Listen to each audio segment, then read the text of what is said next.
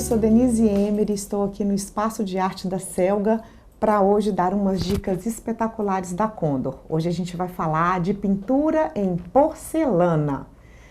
Primeira coisa que a gente faz para começar esse processo é uma peça em porcelana que deve ser limpa para tirar toda a gordura com álcool ou vinagre.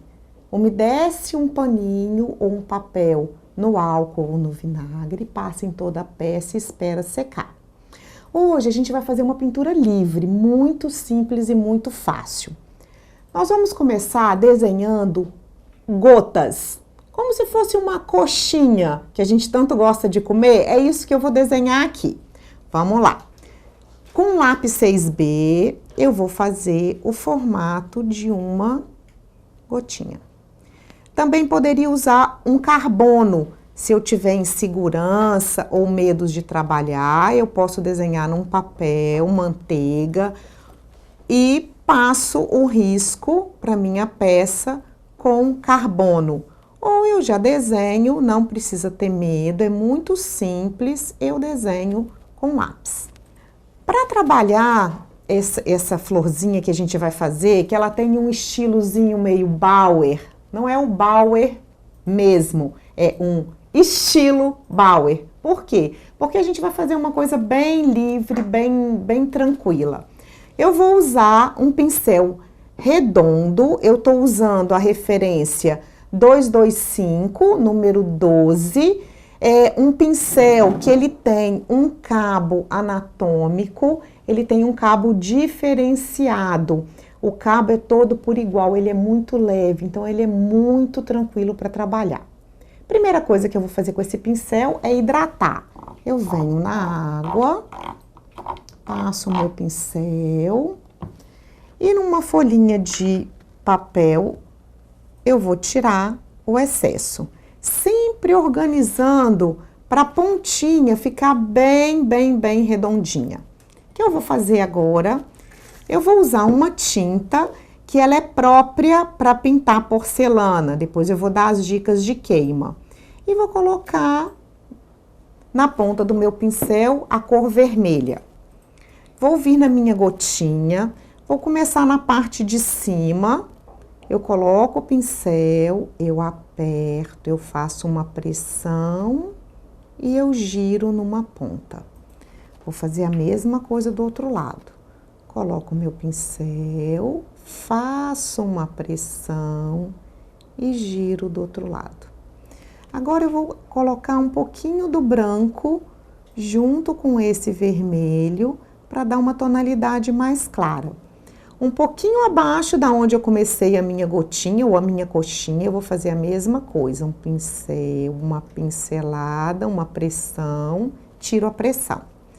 Uma pincelada, uma pressão, tiro a pressão. Formei uma tulipa do Bauer, vamos falar assim, similar. Então, assim eu vou fazendo as outras, ó. Pincel em pé, uma pressão, tiro a pressão, sempre em cima do desenho da gotinha. Eu faço a mais escura, um pouquinho para dentro e um pouquinho para baixo, eu faço o mais claro. E assim eu vou fazendo todas as minhas gotas. É muito simples. O trabalho aqui é o trabalho da pressão do pincel. Eu coloco ele bem suave, eu aperto o pincel e eu tiro a pressão do pincel. Quando a gente vai começar a fazer esse tipo de pintura, que a gente chama de pintura gestual, o que é importante? É importante a gente treinar. O treinamento é a base de tudo que a gente vai fazer aqui. E para me treinar, eu posso ir para uma folhinha de papel e fazer esse treinamento de pincel em pé, uma pressão, pincel em pé. Bom, aqui eu terminei de fazer. Pronto. O que a gente vai fazer agora? Eu vou trabalhar com a cor verde. O mesmo, eu não vou lavar o pincel, eu vou aproveitar a tonalidade que ficou aqui do vermelho e já vou vir para a tinta verde.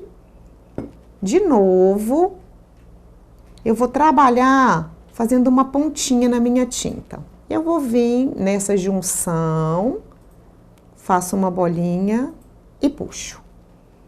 venho na junção, faço uma bolinha e puxo. Sempre a pressão do pincel é que vai dar o movimento do que eu quero fazer. Bolinha e puxo. O que eu vou fazer agora? As folhas. Como que eu vou fazer as folhas? Eu vou trabalhar com verde e com um pouquinho do branco. A mesma coisa, só que agora eu não vou pôr o pincel numa pontinha, eu vou apertar o pincel para a folha já ficar arredondada. Eu coloco o pincel, arrasto e trago numa ponta. Coloco o pincel, arrasto e trago numa ponta. Vou colocar duas, que a gente tem um espaço maior.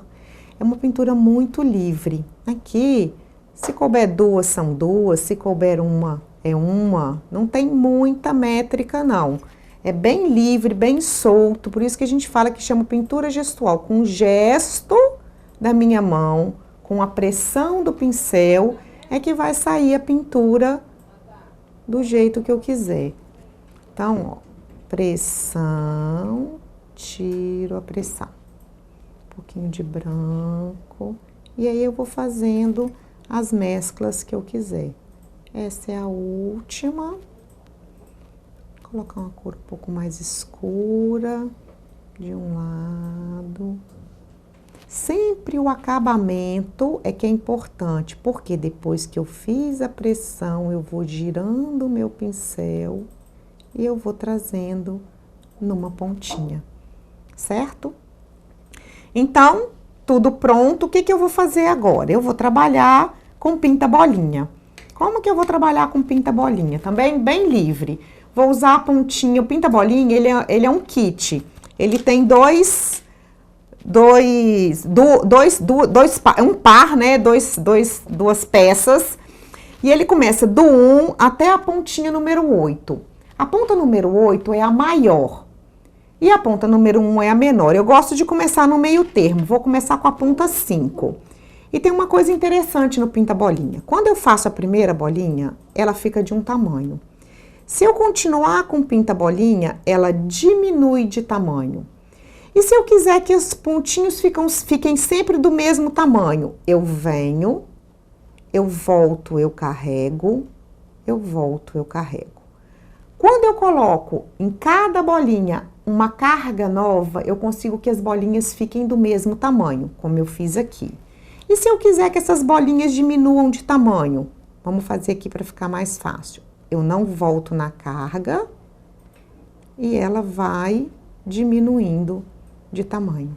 Dá um efeito bem bonito também. Então, eu fiz umas bolinhas vermelhas. Perto das folhas, eu posso colocar só para acrescentar, para dar um efeito diferente. Eu gosto muito de colocar essas bolinhas, né? Os famosos poás. Eu acho que dá um charme na peça. Aqui. Pronto. Tô usando só a pontinha número 5, tá? Para ela não ficar tão vazia, o que eu vou fazer? A mesma coisa, vou jogar uns poazinhos em vermelho por toda a peça. Pronto. Bom, agora, para a gente deixar ela mais bonita ainda, eu vou trabalhar a alça. Para isso, eu vou usar, eu posso fazer de duas formas. Eu posso usar um pincel reto, esse aqui é o 224, número 14, ou eu posso usar direto um batedorzinho de espuma, que é o 465, número 0. O que eu vou fazer? Vou começar com um batedorzinho de espuma para vocês verem as duas formas que eu posso trabalhar. Peguei um pouquinho da tinta, venho no meio do meu godezinho, tiro o excesso e vou trabalhar a alça, fazendo um batidinho em volta de toda a alcinha. Vou fazer metade de um jeito e metade de outro, que aí dá pra gente ver bem a diferença. E das duas formas eu posso trabalhar, que é bem tranquilo. Esse aqui vai deixando um efeitozinho de batidinho, ó. Até a metade. A gente vai virando e bate dentro. Pega um pouquinho mais de tinta. Sempre descarrega. Peguei com um batedorzinho de espuma, descarrego primeiro para a tinta integrar em todo o batedor de espuma. E segundo, para não vir sobrecarga para a peça. Assim eu vou fazendo. Qual a outra maneira, então? Aí vocês vão descobrir, eu brinco que pintura é aquilo que eu acho mais fácil. Vocês vão descobrir o que vocês vão achar mais fácil de fazer. Então, com o pincel reto, eu também na água hidrato, tiro o excesso, venho na tinta. Uma coisa muito importante quando a gente vai trabalhar é lembrar, vou parar aqui, vamos dar dicas técnicas agora. É lembrar que a tinta, ela tem sempre que ficar na ponta do pincel. Por que isso é importante?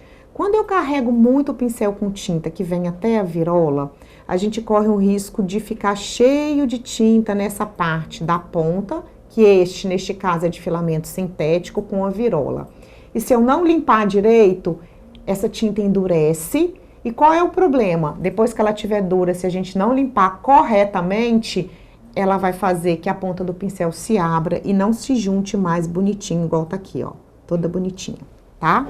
Então, a outra forma é com o próprio pincel passar. Vocês vão ver que vão ser dois efeitos. Eu vou deixar minha peça com dois efeitos diferentes. Com o pincel fica mais lisinho e a gente tem que ter uma mão mais delicada, mais suave, para não deixar marcas. Passa na parte de dentro de um lado, do outro, e eu brinco, a gente varre bem suave, eu vou tirar o excesso. Então, eu tenho essas duas formas, com o batedor de espuma e com o pincel, tá?